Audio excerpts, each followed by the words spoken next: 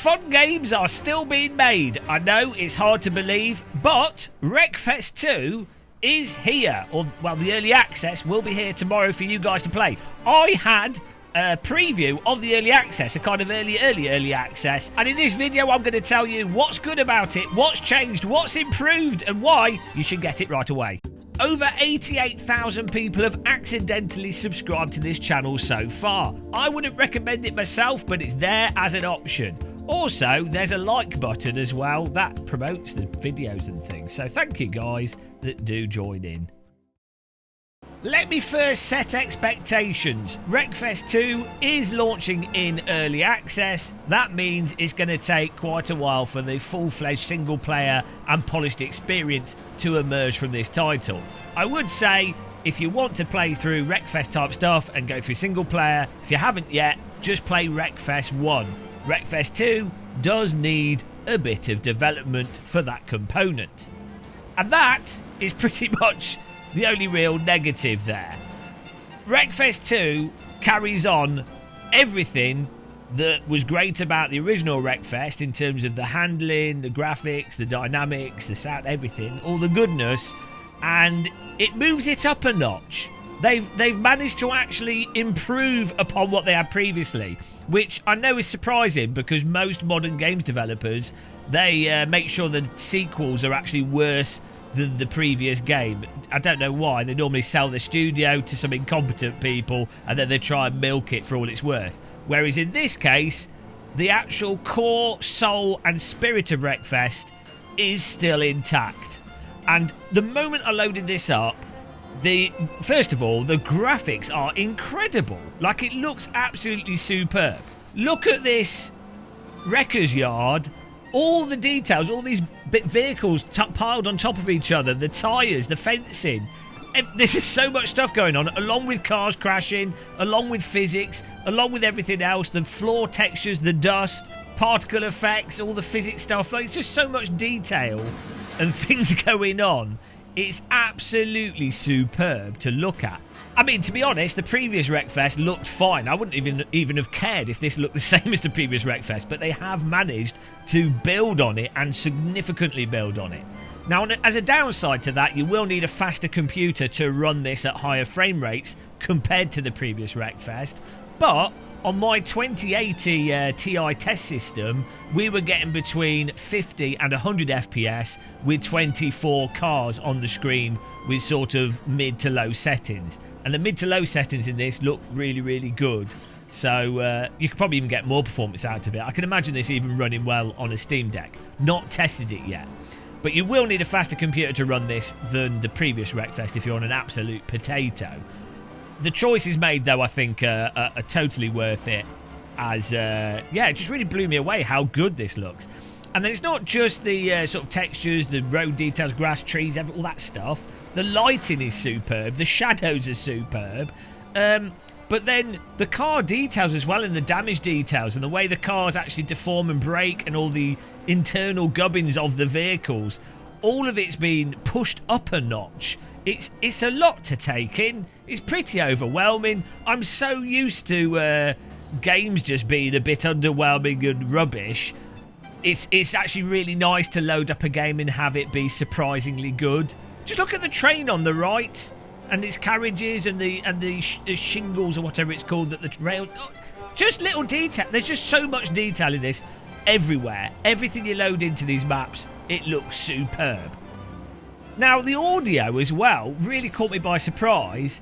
It sounds great.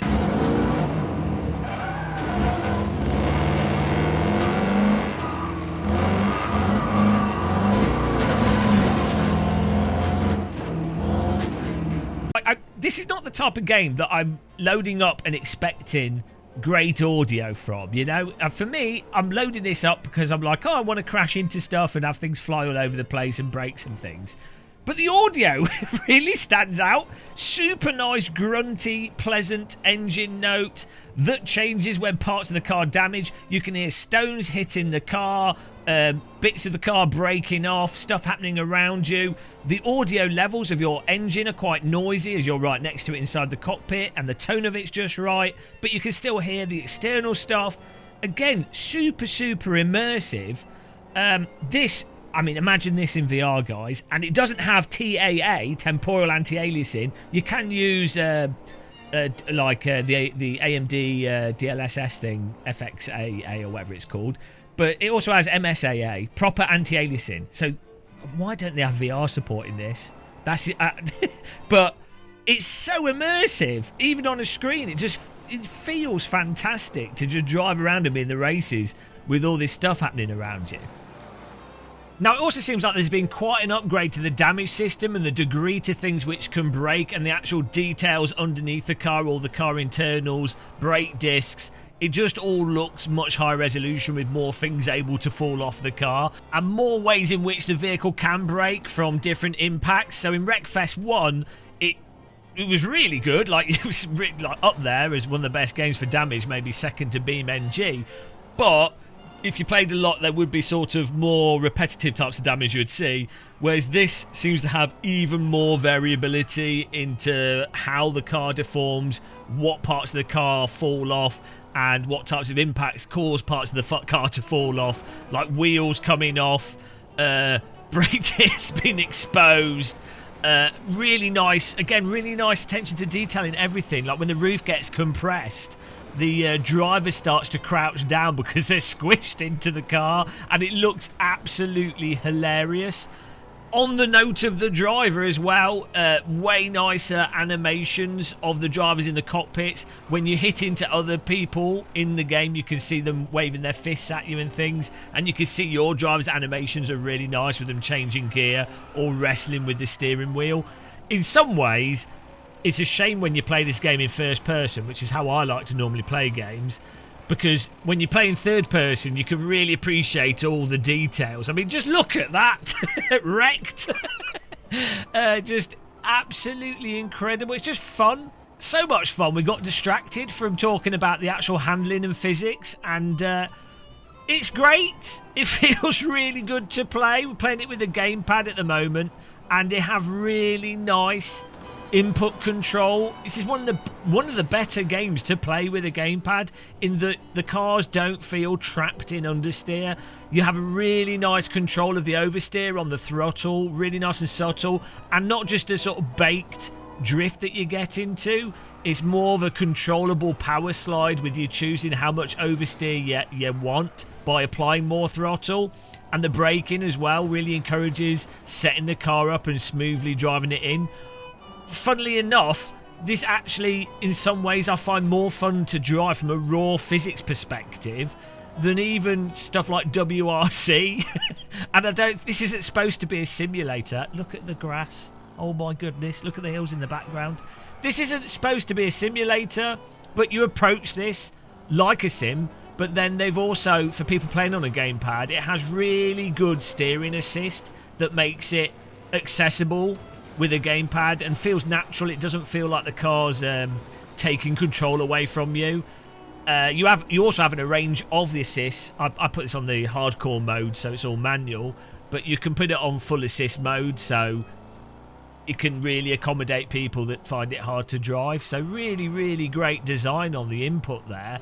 And given that the tracks are like crazy off-road tracks and quite technical, I think it was important that they got the controls working well and as well as they do. I think a lot of developers could learn from this controller implementation. I'd rather drive this than Gran Turismo or Forza and even some sims out there. This is better than iRacing, easily better than iRacing. Now, the damage does affect the handling as well, but you can tell they've sort of toned things down, and they've also made it so that the wheels tend to stay on the vehicle. They're very strong, rigid wheels. They're very good. There is a bug at the moment in the early access, or the early access, where the front wheels come off a bit too easy. But even then, you can tell that they've made it so that the damage affects the handling, but it affects it in a way that doesn't ruin the enjoyment of the game. You still, even with quite a damaged car, you can still normally drive around quite well. So it's really good game design choice, and I think that's the thing with Wreckfest. There is a hell of a lot of subtle design under the hood that goes to making it so that every time you play this, you're going to have a fun time. Even if you're losing, even if it's terrible in terms of how well you're doing in the game, funny moment and not frustrating moments. Like you can have a wreck and it's not frustrating. This type of game is really the type of game that could be really, really frustrating and annoying to play because of all the variabilities of getting wrecked by AI or figure of 8 with a crossover and or the car damaging in certain ways. This is the type of game that could be very frustrating, but Wreckfest 1, and this carries on from Wreckfest 1, it's just fun, and fun whilst being a particularly complicated game, and in many ways a simulator in many ways. You know, there's a lot going on there, so it makes it harder to make those types of games fun. Look at that compacted car, and the driver squashed out. His head has gone through the ceiling a bit there, but it's like the Hunchback of Notre Dame driving along. I don't know how you can play this game and not have a good time. So, because I've been far too positive, I do have to balance things out with some negativity, and unfortunately, Wreckfest 2, it is early access, and the single player stuff will be very limited at first in the early access. Also, unfortunately, my early access press version, I haven't got access to multiplayer, so I can't test that out. Wreckfest 1 had fantastic netcode and car collisions, so I assume it'll be good in this, but without testing it, I can't say. On the 20th, when you guys get the early access, you should have access to multiplayer. So, despite the early access not having much content in it, I think there's like 5 or 6 tracks and a couple of different cars. It's quite limited in content. As long as the multiplayer works, I think it will still be well worth the price of access for the early access to then do multiplayer races with friends.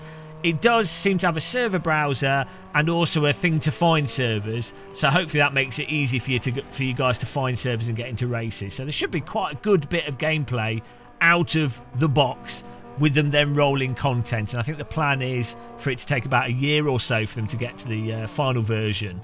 It's going to be really interesting to see how fast they develop this.